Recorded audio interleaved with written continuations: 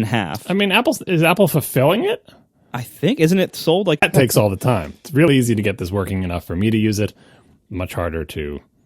Usually not. I've kind of like trained myself to not use social media stuff too aggressively on my Mac enough that I usually don't run it and I forget about it.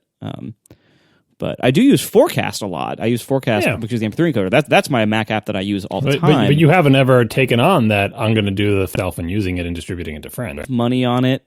Because it's such, I mean, talking about like super specialized products with very small audiences.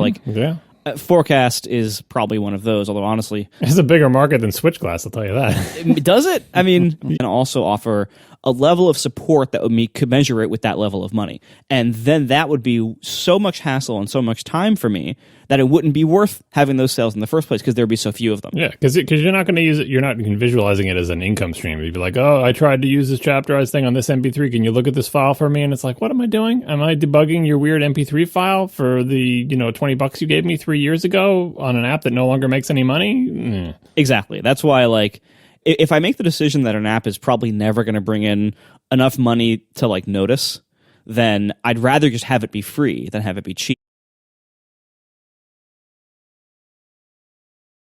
Because I don't want to deal with the support entitlement that people sometimes $1 a year subscription. That's video. It doesn't have video. And I can't issue refunds because App Store, it's just so... For App Store refunds, like every other Google search, there's an Apple site. Just give me my refund. I think it's more likely that the iMore page will remain there and remain current than some random Apple support document about App Store refunds.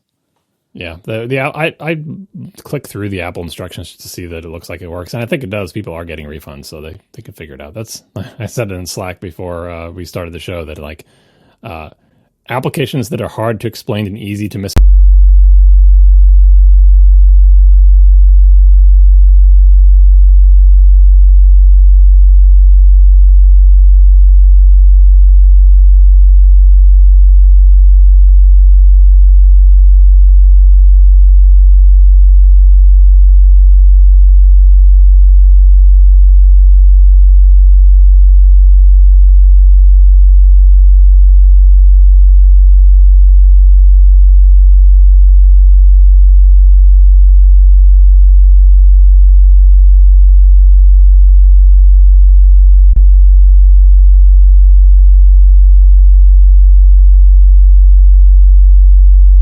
Every day, how many of those people are going to see that preferences screen A, at all, or B, more than once?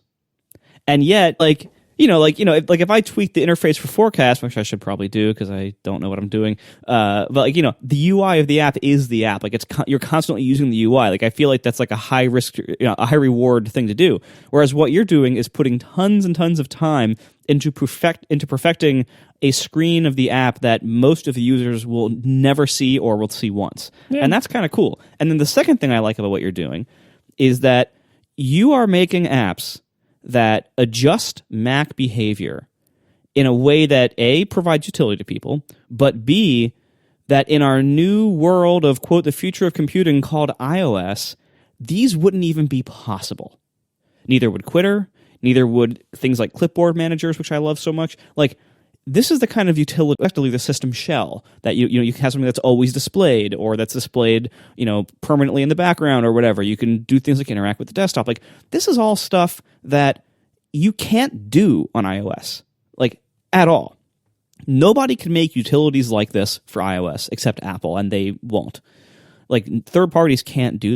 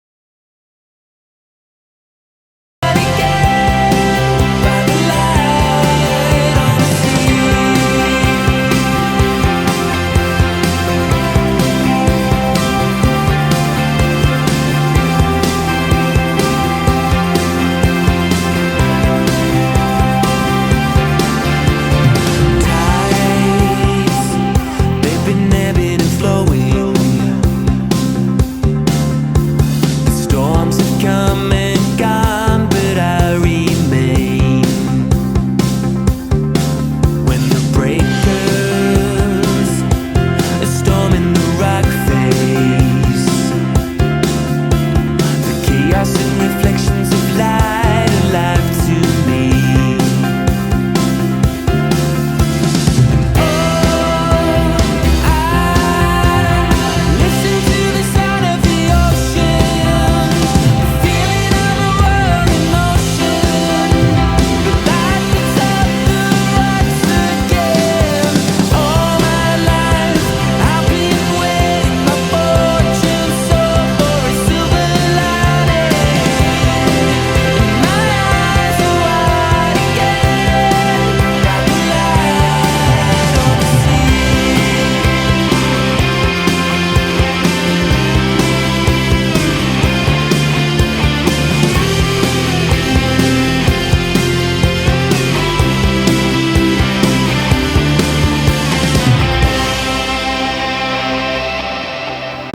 You wanted to be before the waves were crashing, before the winds got louder than the storms inside your head.